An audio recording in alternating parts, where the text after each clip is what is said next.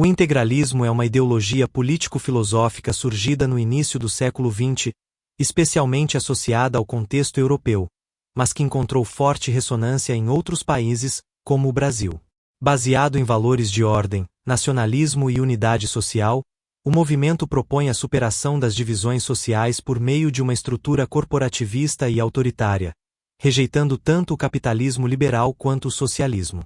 Embora tenha se apresentado como defensor de princípios conservadores e religiosos, o integralismo, em diversas ocasiões, foi condenado pela Igreja Católica por se desviar da doutrina cristã e se aproximar de práticas totalitárias e ideologias incompatíveis com a fé.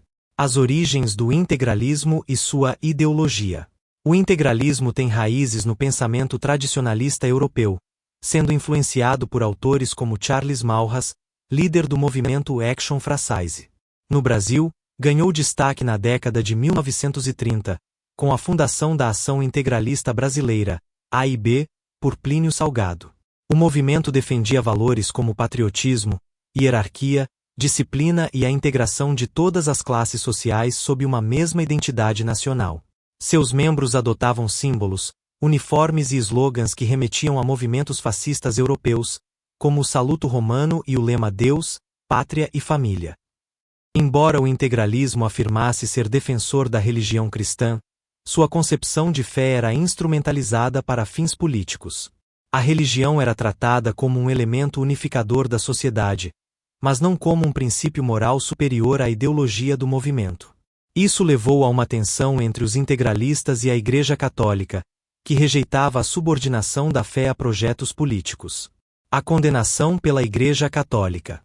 A condenação ao integralismo pela Igreja Católica se deu de forma explícita e progressiva, especialmente por sua incompatibilidade com a doutrina social da Igreja e pela proximidade com regimes totalitários.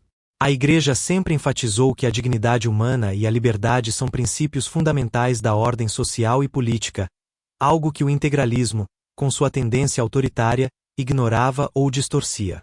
O primado de Deus e a supremacia da fé. Uma das principais críticas da Igreja ao integralismo foi sua tentativa de usar a religião como um instrumento de controle político. Para os integralistas, Deus era apresentado como parte de um projeto nacionalista, enquanto a Igreja ensina que Deus é soberano e não pode ser subordinado a nenhum regime ou ideologia. A instrumentalização da fé para fins políticos contradiz o ensinamento de que a religião deve orientar a vida moral e espiritual das pessoas, e não ser usada para manipulação ideológica.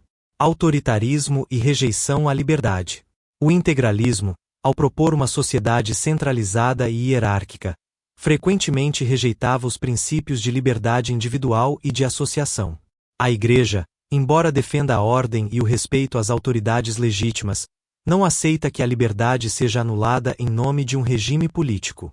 A encíclica 40º ano, 1931, do Papa Pio XI, por exemplo, critica tanto o liberalismo extremo quanto os regimes autoritários, como o fascismo e suas variantes. Nacionalismo exacerbado. Outro ponto de atrito foi o nacionalismo exacerbado do integralismo. A Igreja Católica, sendo universal por natureza, rejeita qualquer ideologia que promova a supremacia de uma nação sobre outra ou que coloque o patriotismo acima da fraternidade universal. O nacionalismo integralista, com sua tendência a excluir ou discriminar grupos que não se encaixavam em sua visão de nação perfeita, foi considerado contrário ao mandamento do amor ao próximo.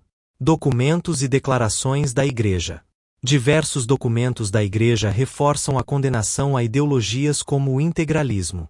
A encíclica Non Abbiamo Bisogno, 1931, também de Pio XI, condena explicitamente os regimes fascistas, destacando os perigos do totalitarismo. Embora não mencione diretamente o integralismo brasileiro, as críticas se aplicam a ele, dada a semelhança entre as práticas e valores integralistas e os regimes europeus da época. Além disso, no Brasil, bispos e líderes católicos frequentemente alertaram contra a participação de fiéis em movimentos integralistas. A Igreja orientava os católicos a não se envolverem com organizações que comprometessem a fé ou promovessem divisões na sociedade. O legado do integralismo e suas lições. Embora o integralismo tenha perdido força após a década de 1940, seus princípios ainda ressoam em certos círculos políticos. A Igreja Católica continua vigilante contra ideologias que, mesmo se apresentando como defensoras de valores cristãos, se desviam da verdadeira doutrina. O caso do integralismo serve como um lembrete de que a fé não pode ser manipulada para justificar práticas contrárias ao Evangelho. A condenação da Igreja ao integralismo reflete seu compromisso em defender a dignidade humana, a liberdade e a verdadeira unidade dos povos, baseada no amor e na justiça, e não na imposição de ideologias. Assim, a Igreja reafirma que seu papel é guiar as almas para Deus, e não se submeter a projetos políticos que comprometem a essência da fé cristã.